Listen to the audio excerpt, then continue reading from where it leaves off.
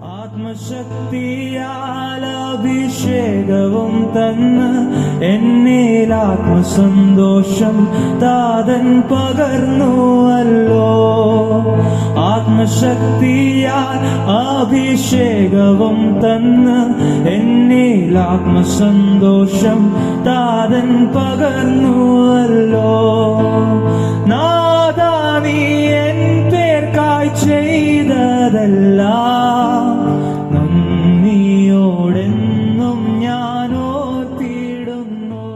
ഭാഷിതം 2 കൊരിന്ത്യർ 10-ാം പൗലോസ് പറഞ്ഞിരിക്കുന്നത്, ഞങ്ങളുടെ പോരിൻ്റെ ആയുധങ്ങളോ ജഡികങ്ങളല്ല, കോട്ടകളെ ഇടിപ്പാൻ ദൈവസന്നിധിയിൽ ശക്തിയുള്ളവ തന്നെ. For the weapons of our warfare are not carnal, but mighty in God for pulling down strongholds.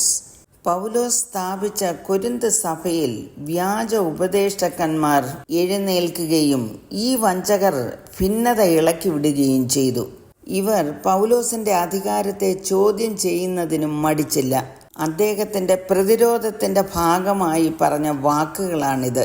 കൊരിന്തിൽ താൻ നേരിട്ട പോരാട്ടം ആത്മീയ യുദ്ധമാണെന്ന് പൗലോസിന് മനസ്സിലായി. 3-ാം വാക്യത്തിൽ അദ്ദേഹം പറഞ്ഞിരിക്കുന്നത്, ഞങ്ങൾ ജഡത്തിൽ സഞ്ചരിക്കുന്നവരെങ്കിലും ജഡപ്രകാരം പോരാടുന്നില്ല.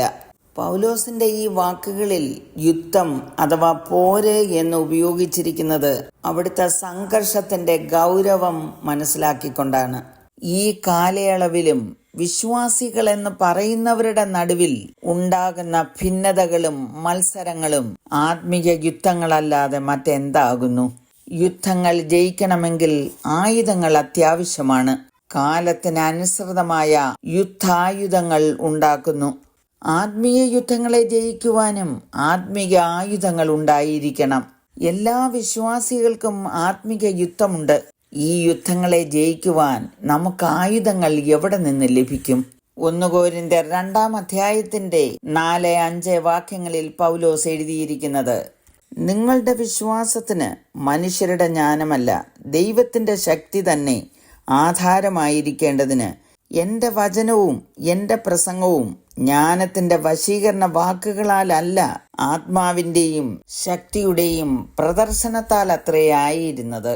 ഈ അത്യന്ത ശക്തി ഞങ്ങളുടെ സ്വന്തമെന്നല്ല, ദൈവത്തിന്റെ ദാനമായി നമ്മുടെ മൺകൂടാരങ്ങളിൽ പകർന്നിരിക്കുന്നു.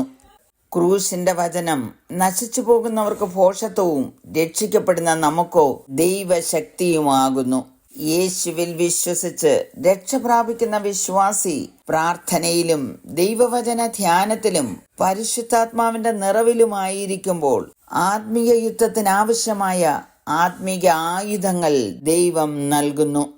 ഈ ആയുധങ്ങൾ കൊണ്ട് ശത്രുവിന്റെ ഏത് പോരിനെയും ഏത് കോട്ടകളെയും ഇടിപ്പാൻ ദൈവം ശക്തി നൽകുന്നു. കോട്ടകളെ ഇടിക്കുക എന്ന് ഇവിടെ പറഞ്ഞിരിക്കുന്നത് പൈശാചിക ശക്തികളെ ഉദ്ദേശിച്ച് മാത്രമല്ല എന്ന് 5-ാം വാക്യത്തിൽ നിന്ന് നമുക്ക് മനസ്സിലാക്കാം. അവയാൽ ഞങ്ങൾ സങ്കല്പങ്ങളും ദൈവത്തിന്റെ പരിജ്ഞാനത്തിന് വിരോധമായി പൊങ്ങുന്ന എല്ലാ ഉയർച്ചയും ഇടിച്ചു കളഞ്ഞ് ഏത് വിചാരത്തെയും ക്രിസ്തുവിനോടുള്ള അനുസരണത്തിനായിട്ട് പിടിച്ചടക്കി എന്നെഴുതിയിരിക്കുന്നു. നമ്മുടെ ഉള്ളിൽ നിന്നോ അല്ലെങ്കിൽ മറ്റുള്ളവരിൽ നിന്നോ ദൈവത്തെക്കുറിച്ചുള്ള അറിവിനെതിരെ ഉന്നയിക്കപ്പെട്ട വാദങ്ങൾ, ദൈവത്തെക്കുറിച്ചുള്ള പരിജ്ഞാനത്തിനെതിരെ ഉയർന്ന ഉന്നതമായ അഭിപ്രായങ്ങൾ, ക്രിസ്തുവിനെ അനുസരിക്കുന്നതിൽ നിന്ന് അകറ്റുന്ന ചിന്തകൾ, ആശയങ്ങൾ, വാദങ്ങൾ, സത്യവചനത്തിന് വിരുദ്ധമായ ചിന്തകൾ, ഇങ്ങനെയുള്ള പ്രതിരോധത്തിന്റെ മാനസിക അവസ്ഥ കോട്ടകൾ പോലെയായിത്തീരുന്നു. ഇവയെ ജയിക്കുവാനുള്ള സർവായുധ വർഗം നാം ധരിക്കണം.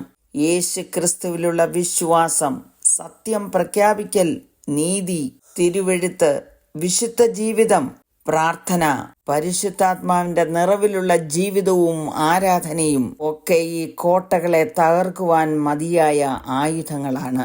അത് നമ്മുടെ ജീവിതത്തിൽ എങ്ങനെയാണ് പ്രയോഗിക്കേണ്ടത് എന്ന് എഫേസ്യർ 6-14 വരെയുള്ള വാക്യങ്ങളിൽ രേഖപ്പെടുത്തിയിട്ടുണ്ട്.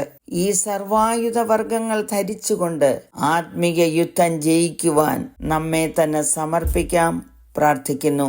കരുണയുള്ള പിതാവേ, ഞങ്ങളുടെ പോരിന്റെ ആയുധങ്ങൾ ജഡികങ്ങളല്ലല്ലോ. അവിടുന്ന് ഞങ്ങൾക്ക് ആത്മീക ആയുധങ്ങൾ നൽകി പോരാടി ജയിക്കുവാനുള്ള കൃപ നൽകണമേ എന്ന് യേശുക്രിസ്തുവിന്റെ നാമത്തിൽ അപേക്ഷിക്കുന്നു. കേൾക്കണമേ. ആമേൻ.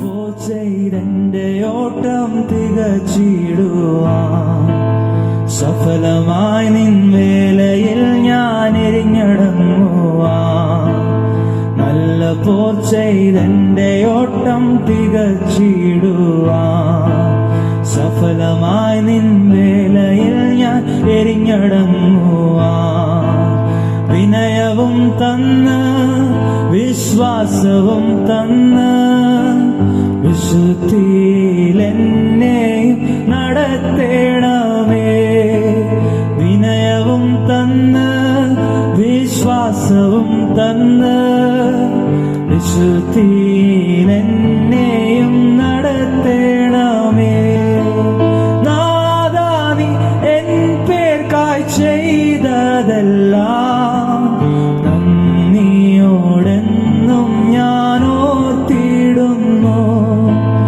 എൻ സ്തുതി തന്നിൽ സുഗന്ധങ്ങളാ ഉയരുവാൻ സ്തോത്ര തരംഗങ്ങളാ.